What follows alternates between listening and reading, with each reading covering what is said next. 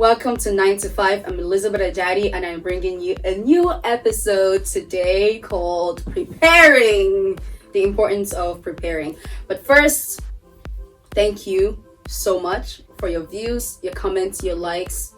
The engagement has been superb and I really appreciate you all. This is the second to the last episode and oh my god, I can't believe we've come this far. So, before I dive into today's topic, I'm going to do a quick recap of last week and what we talked about. Last week, we talked about taking advantage of opportunities and writing down your goals. I really dived into why it's important to write it down so that you can go back over it and review it and you're able to take advantage of opportunities when they present themselves. So today, preparing for interview ties into that, because in order to take advantage of opportunities, in order to really prepare, you have to write down your goals, you have to articulate what you want to do, what you want to achieve, and where you want to go. To begin, I'm going to share a personal experience of something that happened to me once when I had an interview, just to give you guys context on why it's important to prepare. 3 years ago, when I was still an undergrad and already starting my interview process for my first job right after graduation, I had an interview. I was super prepared. I'm telling you, top-notch prepared. I had my research, had all the information I could gather about the job, the position, the people, the manager. It was an internal role, so I had information about the different people connected to that position. And I had all of this really good information in hand, and then left my house at least an hour and a half before the interview time. The place is only about 30 minutes from my house, and then I got to that city.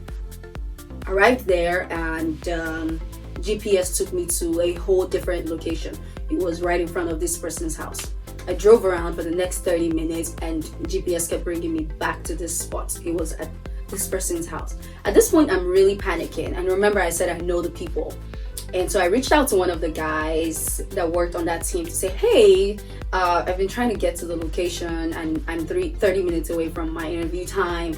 Can you direct me? He said, okay, here's the address, sent me the location again and kept coming back to the same spot. So what happened was the GPS, somehow Google Maps was pointing to the back of the bridge of the building on the other side. And I started crying. I just started crying because that's it. It's over. You're late. That is it. You're not getting the job. That's like the first blunder you should not commit. And so I arrived there, you've been crying. I looked like a mess. I just looked terrible. I wiped my face, still tried to, but I was a nervous wreck. I knew all I needed to say. I knew the answers. I knew everything. But the fact that I was late, it threw me off my game. The hiring manager had to reshuffle her calendar and move a meeting to go there so she could make time for me. She was really nice about it, understood, because that guy spoke with her and told her somehow Google Maps got it late. But then, that was already a miss. That's a no-no when you're going for a job interview. For anything really, it's very important to prepare. And so after that meeting, I spoke with my mentor and told him, oh, this happened to me. And he said, okay, well, next time, here's what you do. You do a dry run. Go figure out the location of the place the day before. Find out where you park. Know everything that you need to know about the location so that you're ready to go. Whatever happens, you know where you're going. You're in the door. And so ever since then, I made it a point to just always dry run day before interview. I know the parking for anything really, for an event. If it's an important meeting, I'm meeting a client, I'm meeting a friend, anybody, I try to figure out the location hours, days if possible before, so I know where I'm going. So bringing it back to the topic, the importance of preparing. And in fact, the story really already gives you everything that you need to know about why it's really important to prepare. But that's the first thing. When you're preparing for an interview, generally you need to prepare everything that you can possibly find. Most important thing, be prepared to answer questions about you, about your goals, about why you want the job, about why you're leaving the job that you left, about what your long-term goal is, because you need to show them that, okay, I'm not just here because I'm looking for a job. I'm here because I see a future I see something growing out of this role. So, in doing that, you prepare information. Me personally, what I do, I try to give you guys a personal perspective. What I do is I write down, you always have a Word document, put it down. Why do I want this job? I do all of my research about the job on Google, LinkedIn, whatever. I'm a digger. I think it comes from studying journalism, but I just like information and I go to find it. So I put all of that together to answer the basic questions. Why do I want this job? How does it fit into my short and long-term goal?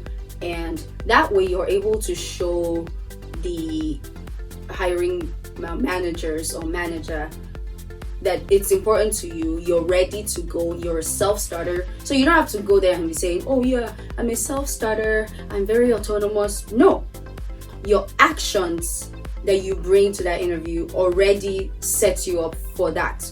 You don't need to say I'm a self-starter. Okay, so I've looked at this position, I read all the job requirements, and this is how it fits into my short-term goal, this is how it fits into my long-term goal. I hope that, in 5 years, if I'm able to grow with this role, I find myself in such position, and that I'm able to learn more about the industry and applied knowledge to it. So you're able to give them concise but very, very direct, on the spot on answers. So you're not just blabbing and trying to shoot arrows and saying, oh yeah, I really do like this, I'm a very personable person. No, go with your personality. Like, show them that I like to work with people, communicate with them, be free, be open, and learn. Here's one other thing. So for interviews, I used to be this very rigid, serious person, like just, yes, okay, I'm here for the job. But I lost out on a job opportunity because of that. And so when I spoke with one of my mentors, she gave me an assignment to go for a week and basically talk to people that I don't know. She said, just start a conversation with anyone and anybody in the street for a week, and she said you must come back and write it down and tell me what you learned. So this is how I was super creepy that week. I know a lot of people are just saying, oh hey, how's it going? And this is like in the cafeteria, I'm not just saying, hey, how are you? I'm like, okay, so yeah, you were telling me the other day about that project, how is it going? Give me more detail. It sounds very interesting. Be interested, like get into it. Like I saw one VP in the elevator at my company and I said, hi Dr. XYZ, and he's like, hey.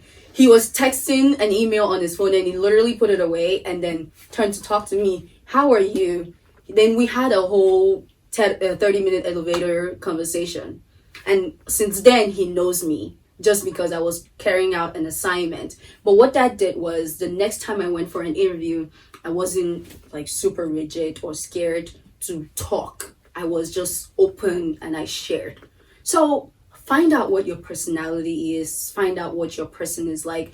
Do a lot of research when you're preparing for interview. Know the information. Don't just know surface level information about the company. Know what the company's values are, what their goal is. Oh, most companies say, oh, in 5 years we want to be a $5 billion company. We want to be a $10 billion company. Find out that information and try to find out what have they been doing, what strategies have they been putting in place that's open to public, that is going to help them get there, and possibly try to figure out how you can fit it into how you would then contribute to that growth for that organization. That's a self-starter. That's somebody who's ready for day one on the job. In fact, day 100, day 1 year on the job. And so they see that and they pick up on that. You don't need to come with a lot of adjectives about what you can do. No, just show them with your answers. Show them with how you are well prepared for the role. So basically, that's like the most, information that I have. It's a lot of detail, but I'm trying to keep it as interesting and anecdotal as possible, just so that you guys can really, really relate to the information. That's all I have for you guys today. I hope this information is straightforward, concise, and well packaged for you guys.